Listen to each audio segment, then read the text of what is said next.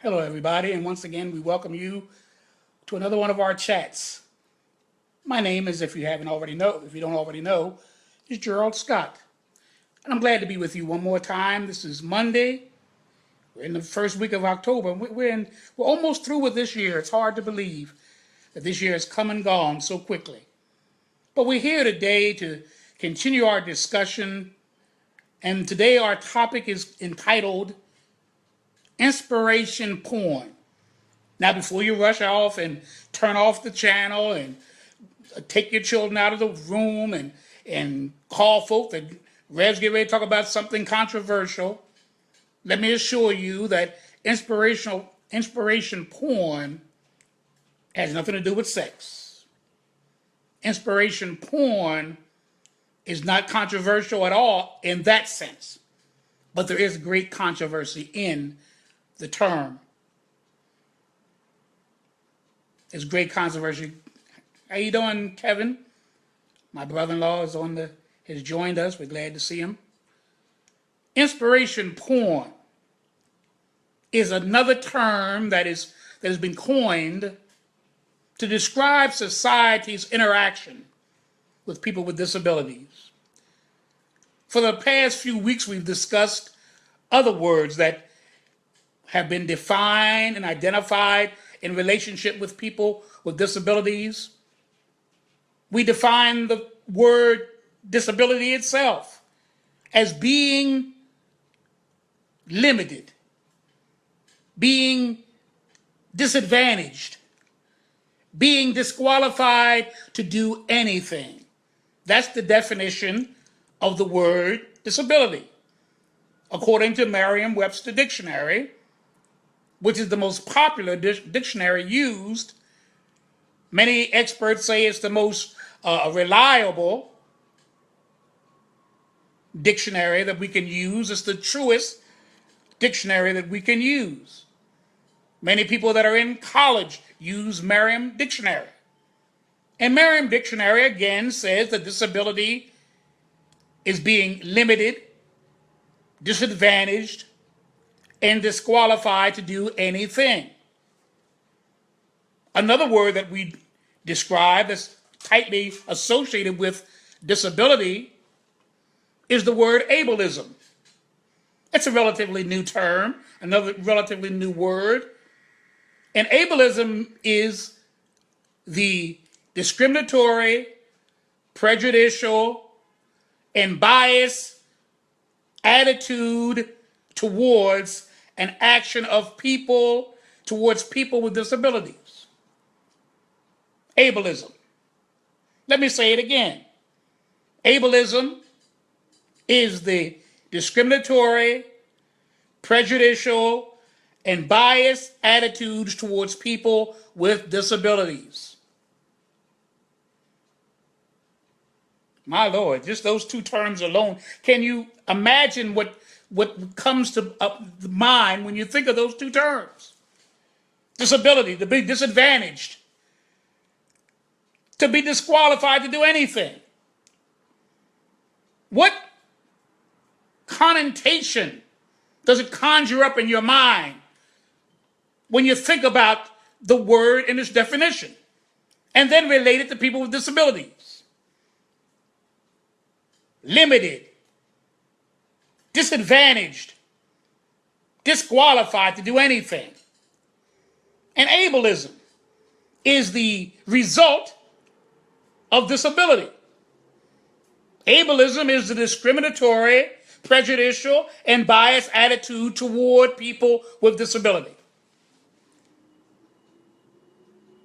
Now we're going to deal with inspiration porn. This term was coined back in 2012 by a woman from Australia named Stella Young. Now, Stella has a genetic disorder, so she too is disabled. In fact, she's limited. She cannot walk. She's in a wheelchair. And she coined this term. Inspiration porn is when you find whatever a disabled person does is inspirational just because of the disability. What? That's right. Oh, you got up this morning, but that's inspirational. Look what you did. Oh my, that's inspirational. Even the simplest of tasks is equated to being inspirational when someone who is disabled performs it. Things that are not even considered, are really considered secondary, commonplace. The people that are, quote, normal, or people that are able-bodied. But when someone who is disabled does the same thing, all of a sudden it becomes a miracle. It's amazing. It's inspirational. There's my nephew, Chris. God bless you, Chris. Well, inspiration porn goes under the assumption of three things. The first is that anytime a disabled person does anything that a normal or able-bodied person does, it becomes automatically inspirational, miraculous, amazing.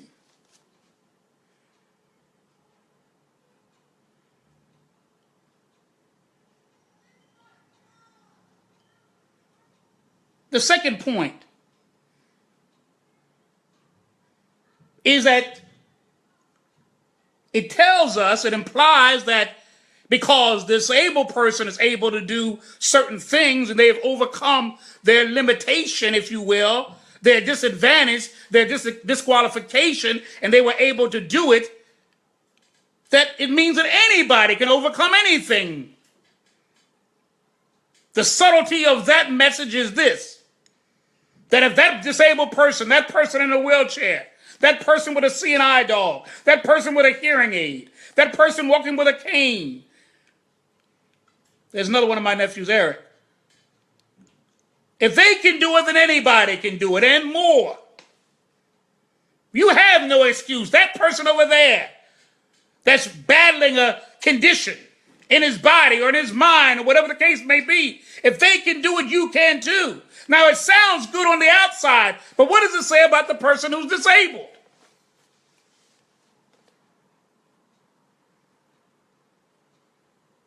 It says what the third point is. That is exceptionalism. You're the exception to the rule. You're not what normal, if there's a paradox to that, a normal disabled person is.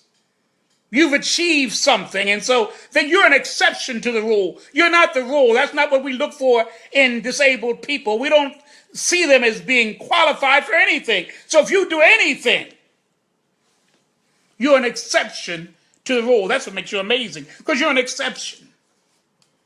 You're not the rule, you're an exception. But let me tell you something. People that have disabilities are not always known because of disability. I think about Moses. I think about Beethoven. I think about Fanny Crosby. I think about Franklin Delano Roosevelt and the great achievements that they've accomplished. So much so that their accomplishments overshadowed, if you will, their disability. And many people didn't even know they were disabled. Why? Because if there was anything inspirational about them, it wasn't because of their disability, but rather because of the gifts and talents that they possessed.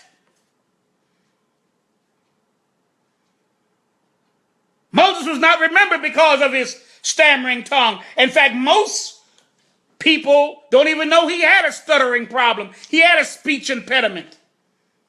If you look at Charlton Heston in the movie 10 Commandments, he spoke very eloquently. So Moses is not remembered because of his disability. He's remembered because he led 9 million Israelites out of Egypt's land. Beethoven is not remembered because he's deaf.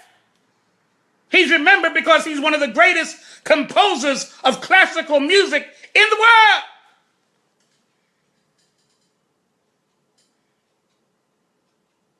Fanny Crosby's not remembered because she was blind from the time she was 6 weeks old, but rather that she wrote some of the most popular Christian hymns of our time.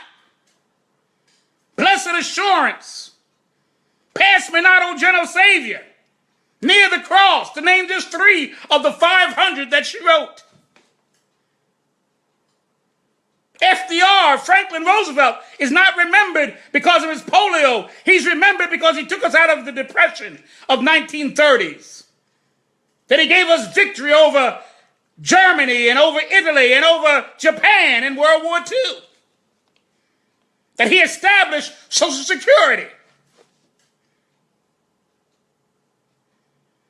And I think that it's really prejudicial, it's really discriminatory, and it's narrow-mindedness that allows us to think that just because you have a disability and accomplish something, you're an exception. We achieve things in life not because of what we aren't, but because of who we are. It's not because of what I can't do, but what I can do. That makes me special, if you will, that you should be inspired by. Not because I'm in a wheelchair, not because I have a limp, not because of this or that, but because of the gifts God gave me. And the gifts that God gave you. How many times you have been marginalized because of your race, because of your background, because of your economic status? How many times have you been marginalized because of your disability? Because something in your life the world may see as making you coming up short.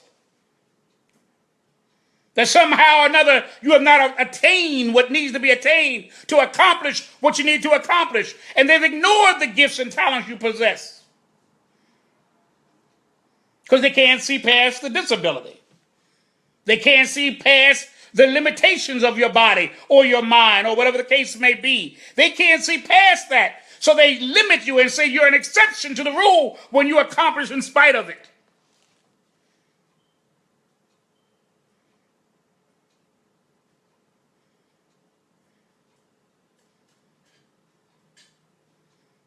I'm here to tell you, don't fall for the okie doke. Don't fall for people seeing you for what they see you as being. Understand who you are and become just that, who you are.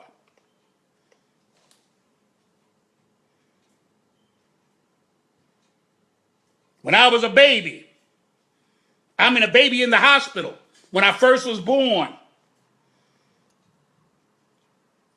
I had a powerful voice then. I was a leader then. My mother tells me when I was first born and they put me into where all the other babies were, into the nursery, and all the babies would be asleep, I would start crying. And then I was so loud, I woke up all the other babies, and as soon as they woke up, I went to sleep. They start crying, and I went to sleep. I was satisfied. Preaching then, leading then, glimpses of what I would become. And as a baby, they didn't know it at that particular time, but a few months later, they discovered I had cerebral palsy. But I wasn't the cerebral palsy baby that cried and then woke up the others and then stopped crying and went to sleep. It showed something about what I would become.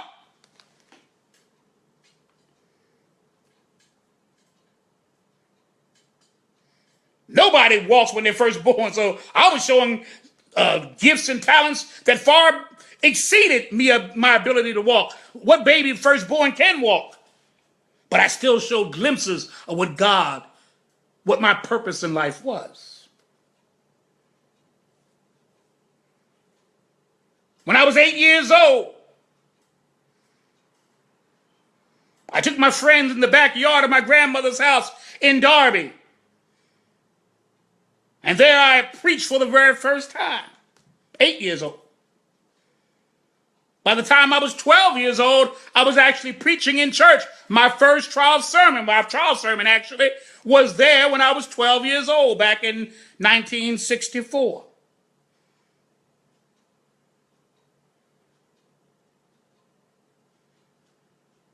Some of you weren't even born. And if you were babies. My wife was 3 weeks old when I began preaching in earnest in churches and in prisons, in fact. 12 years old. So where did my obstacle come? It did not come with the gift. The gift was there when I was an infant baby. It was developed a little further when I was 8. And it was developed even the more when I was 12. So where did the obstacle come? What really was my disability then?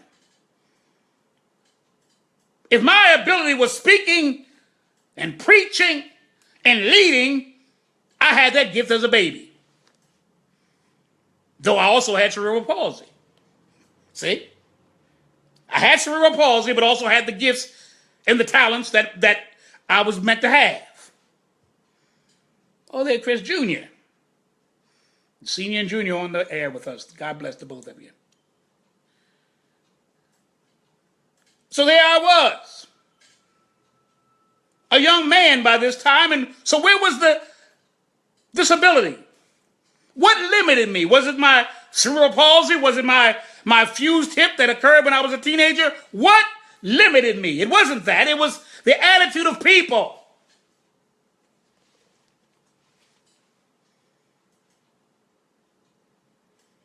That looked at the way I walked instead of understanding who I was. That so emphasized the disability that they ignored the ability. Welcome, Nicole.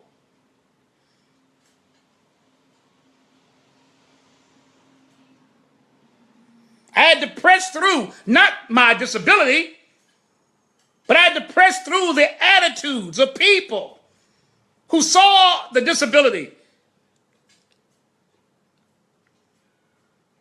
as a hindering block. They saw it like that. And you know what the sad part about it is?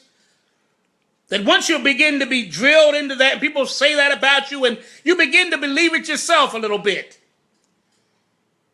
You begin not even to see your own worth. Even though I knew the gifts that God had given me, though I knew the talents that I possessed, somehow or another people saying, no, it's not true. I don't see it.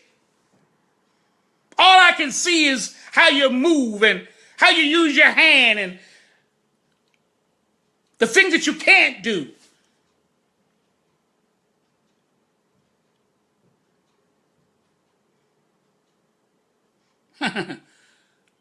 That's true. Christopher Jr. said that that's because people judge a book by its cover. Or there's some great novels. Shawnette, hi, Shawnette. My daughter Kim's first babysitter, remember my church in Westchester. They do look at the book and its cover and not see the real person. Some of you that are on this screen right now have seen me as a preacher, has heard me as a preacher, has seen the gifts and the talents. Oh, yes, you also saw the limp. Yes, that's obvious. I mean, I can't hide that. You saw the disability. Oh, yes. But most of the people that I know, and I thank God for it, that talk about me don't talk about the limp. They talk about the gifts and the talents. And I'm here to tell you, I'm not an exception to the rule. You're not an exception to the rule. Don't let people discourage you. Understand what your gifts and your talents are, and you concentrate all your efforts in fine-tuning them.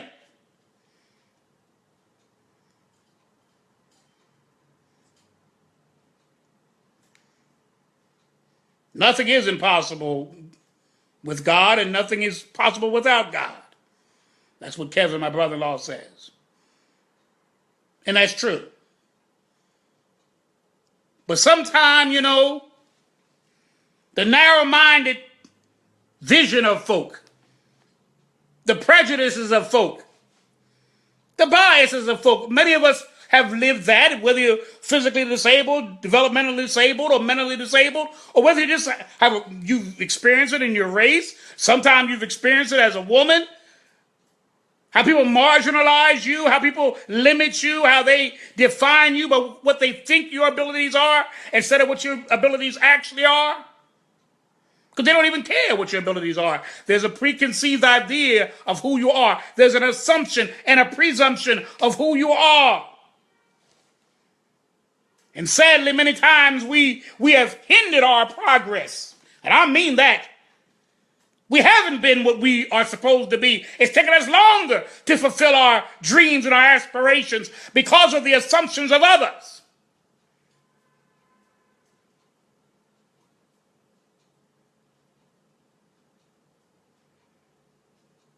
Inspiration porn, as Stella Young points out,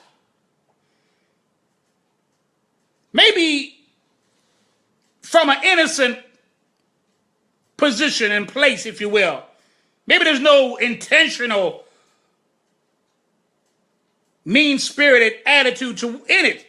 But let me tell you something. It does fester something. It shows that you really see people with disabilities as not living up to the expectation of what you think people should be. And when they excel in spite of the disability, you somehow are inspired by them, or it's inspirational, if you will.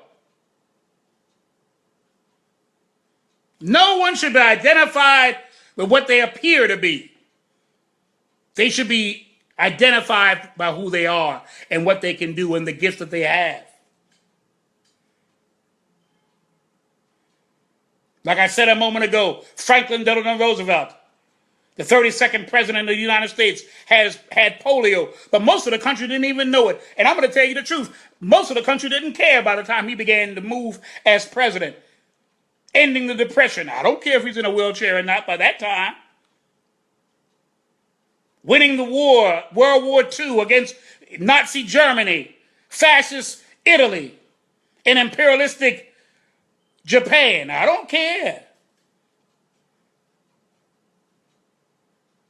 They're not identified with that. When you think of Stevie Wonder, you don't think about his being blind, not really. You think about the music that he has written and the music that he's performed.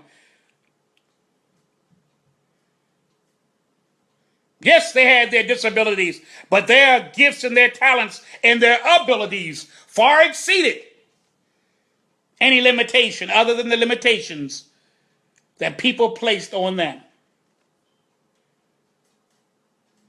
The inspiration actually should be that they rose above the negativism, the naysayers, and accomplished great things in spite of that. Not because of they rose above their disability. That's an easy task. I wasn't meant to run, so I can't run. But it doesn't matter whether I run or not. I was meant to be a preacher. I'm in a wheelchair now. I'm still preaching. Still got the same voice as that little baby in the nursery nearly 65 years ago. It'll be 65 years on November the 7th of this year. The same voice that stirred up those babies in that nursery, the same voice is loud and clear here in 2016. The same baby that was born in Chester County Hospital, or Fitzgerald Mercy Hospital, or Misericordia Hospital, or Pennsylvania Hospital. That same baby is here today. Maybe on the screen, maybe we'll be listening later in the recorded broadcast. You're the same person. Yes, you've been beaten, you've been knocked. Yes, you've had challenges in your life. Yes, you've had obstacles in your life. Yes, people have tried to say what you aren't and and who you should be and why you can't be. They've said all that and done all that to you. But you're that same baby that had the entire world in his hands or her hands. Everything you were meant to be was instilled in you right then. And many times it's been so drilled into you about your worthlessness and your unworthiness that it's taken you a long time to become what you were meant to be. People are still struggling in achieving what they were really meant to be. Oh, you got a job? Oh, yes, that's wonderful. Everybody needs a job in order to pay the bills and in order to do what they have to do financially. There's nothing wrong with that. Everybody needs to do that. But there's such a thing as an occupation. Hey, Teresa, that's my wife now joining us. There's a thing called an occupation, and there's a thing called a vocation. Your occupation is your job, that thing that you do to pay the rent, to pay the gas, to pay the electric, to buy food, to live in a house, to buy a car, or to get a trans pass, or whatever you do in terms of transportation. But your vocation is the thing that you are put on this earth to do that will impact the world and the people in it. That's what your vocation is. And everybody should have an occupation, but let me tell you this, everybody does have a vocation.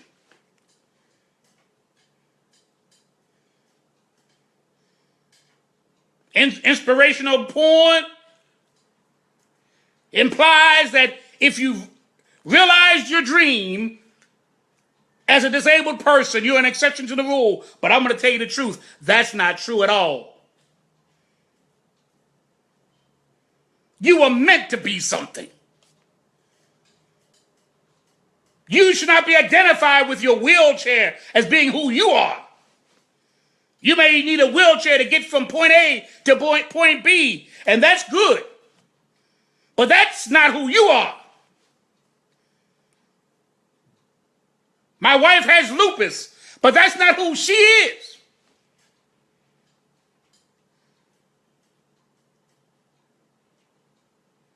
You may have a condition that you have. Hi, Peach. I have my brother-in-law, Kevin. I have Peach on. God bless. You're not that thing that you have. Don't identify yourself with that. I don't identify myself with my cerebral palsy. I have cerebral palsy, but cerebral palsy does not have me, and it does not identify me. And whatever you may have to go through, it should not identify you. Amen. My wife Teresa says, you are not your wheelchair, and I'm not. In fact, my wheelchair, I believe, is used to accomplish what I need to do.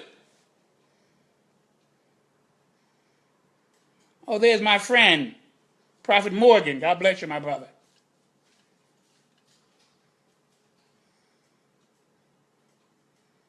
My wheelchair gets me where I need to go. It's not me. It's not even a part of me. And I'm so glad that I understand that fact. Oh, yes, it took me a while. Oh, yes, I remember when I was in high school and I would hide if I thought I had to walk down the corridors, but I didn't want people to see the way I walk, the extreme way I walked. Oh, yes, I had my moments of feeling trepidation, feeling fear, anxiety, even embarrassment of myself about how people looked at me because of how they treated me. But as I grew up and as I became more mature in myself and more confident in who I am,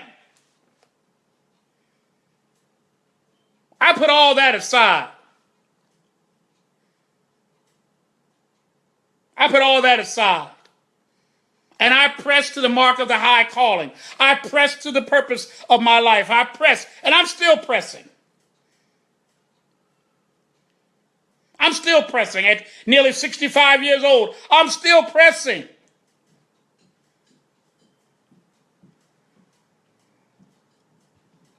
people are saying, well, you should have done all this 15 years ago when you weren't in the wheelchair. You should have done all this when you were younger, when you were able to do it more. And I say, no, no, no, no. I did at 20 what I was supposed to do at 20. I accomplished at 30 what I was supposed to accomplish at 30. And now I'm 60s and I'm accomplishing what I'm supposed to accomplish at 60. Do I have some regrets? Of course I do. I think we all do. But I'm not going to live in regret land. I'm not going to live in a place of remorse and of regret. I'm not going to live that way. I'm going to live in the moment. I'm going to achieve what God has for me to achieve right now.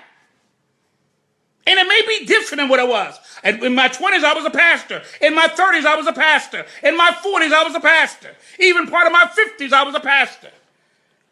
That may all be yesterday's news, yesterday's headline. But I know I'm supposed to do something in this world today that maybe even will eclipse what I've done in the past.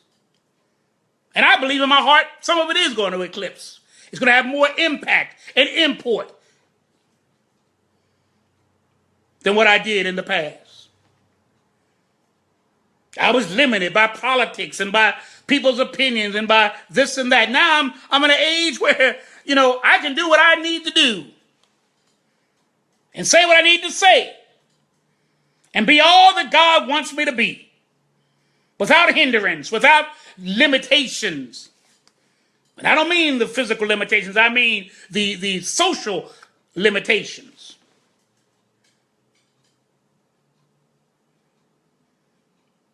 I see in this group right here, on the screen right now, people that God has called and people that are meant to do great things. Don't let anything hinder you from being what you are. Some of you I've known since you were little children, and some I've known since you were babies, and some I've known for many years. And some I see your work now and how you're on Facebook and on YouTube and other places doing what God called you to do. Don't give up. Don't limit yourself. Don't ever think it's too late. You woke up this morning, it's not too late. You're here at about 3:30, a little after 3:30 in the afternoon. On a Monday, it's not too late. It's not too late. Well, it's just too late for me. I wish I'd have started this, and I wish I'd have done that, and I wish I'd done things differently. I'm here to tell you, whatever you didn't do, you can do. Maybe you are supposed to be a mentor to somebody. Let them carry out the mission that God calls you to do. Elijah had Elisha. And when Elijah went up into the air, translated into heaven, on that chariot, he left Elisha here to continue the work.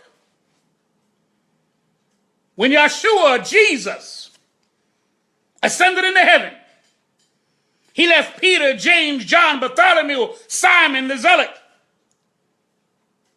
Matthew, and the others down here to continue the work. Very few people, in fact, I'm going to tell you the truth, no one will ever finish the work that they started. No one. When Christ started this thing, he had 12 disciples. There's my niece, Muff. How you doing, Muff? He had 12 disciples and a few others who followed him faithfully. Now there are millions upon millions of Christians in the world today. You're not going to do it all. You're not going to finish whatever work God has called you to do. All I tell you to do is start the work Start the work. Move in what God has called you to be. Move in what you know you're supposed to be. There's something in you that knows whether you are satisfied with your life or whether you're dissatisfied with your life. There's something in you that knows that I'm supposed to do greater things than what I'm doing. I'm supposed to be doing more than what I'm doing. I still have yet some work to do in my life. I tell you to go ahead and do it. Don't let finances stop you. Don't let your disabilities stop you. Don't let your race stop you or your gender stop you or anything stop you. In fact, you can use all that to your advantage if you know how to do it. Everything that we aren't, with everything we think we are not, everything that we think we aren't, if we look at it from a different perspective, it's a thing that will launch you into your destiny. You know, I was my stepfather, my sister's father, once said to me, he said, Gerald, if you didn't have, this is Christopher's grandfather and Christopher Jr.'s great-grandfather. He said, Gerald, if you had your limbs and if you were able to be, quote, normal, maybe you wouldn't have been a preacher. You're not a bad-looking guy. You're not, maybe you wouldn't have chosen this life for yourself. God had a purpose for you. And my stepdad, Bernard, who was really like my father, really, he helped raise us, my brother and I. He helped me with those sermons. Yes, he did. We'd be in that garage, and we would tell me and help me with it and get the thing together for me. And the very first sermon I preached there on May the 30th, 1964, at Mount Zion AME Church in Darby, Pennsylvania, was this. But in all this, Job sinned not, and he never charged God foolishly. He went through hell and back, lost his land, his family, his children, his servants, everything, even his own health. But he was still able to say, though he slay me, yet will I trust him. He was able to say, I believe that my Redeemer liveth. He was able to say, naked came I out of my mother's womb, and naked shall I return hither. The Lord giveth, and the Lord taketh away. Blessed be the name of the Lord. There's my sister Rhonda. Hi, Ron. Blessed be the name of the Lord. In spite of everything that he went through, everything that he had to endure, he was still able to say, I'm going to trust in God. I know God has a plan for me, and it may not look like it right now, but if I just keep on holding on, and if I keep on believing in who I am, I will become who I was meant to be. I'm here to tell you the same thing.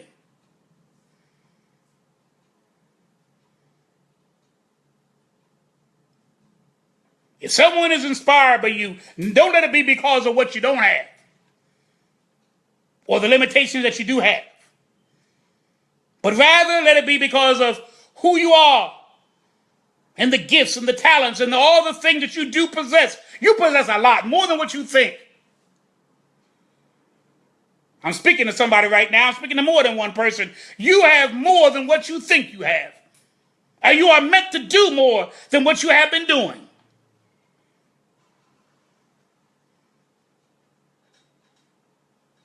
Don't let nothing stop you. Right now I'm having a spasm attack on my right side, on my CP side. But I'm going to still talk.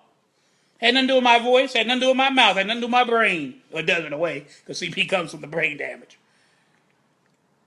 But I'm going to keep on saying what I got to say because someone needs to hear it. I've needed to hear it at times. Undergoing surgeries, being mocked and made fun of, bullied, not receiving promotions that I should have received because I just don't fit the image. I've been through it all. But no matter what I've gone through, I've decided to keep on going anyhow. Whatever you're going through, keep on going anyhow. Don't throw in the towel and don't give up. Keep on going on anyhow. And if somebody's inspired by your life, let it be like the hymn writer said, let the work I've done speak for me. I like that one part. It says, the work may seem small. Sometimes it seems like nothing at all. But if I keep on letting the work I do speak for me, if it impacts the life of just one person, I believe my life's been worth living. If I've touched just one person along the way, then I believe my life's been worth living. And I believe I've touched more than one person in my life. Have I done everything right all the time? Oh, no, sure enough not. Have I been confident about myself all the time? Sure enough not. But I've tried to do the best that I can. And when I failed at even doing that, I've tried again to do better.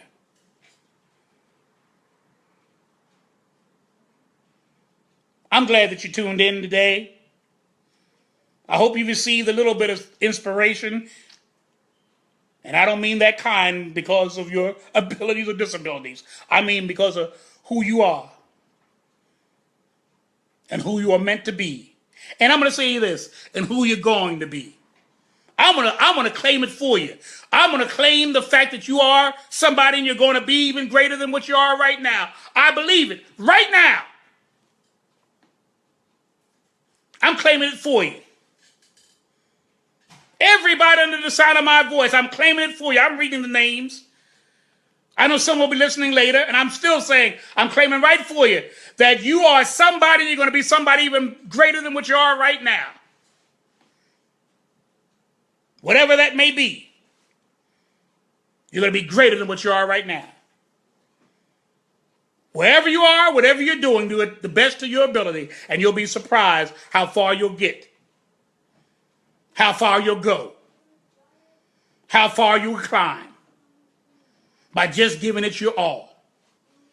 Because when all's said and done, that's all you can give anyway. Give it your best shot, and you'll be surprised how accurate you'll find yourself to be. More accurate than you ever thought you were. Well, my dear hearts, thank you for tuning in. Hopefully we will see you again on Friday, 3 o'clock. I just love these conversations, these chats that we have with each other. One day I'm going to get on a situation where I'll be on TV or something, and we'll be able to chat sure enough one with another. And I'll hear your opinions. I'm glad you're writing comments and you're saying things there.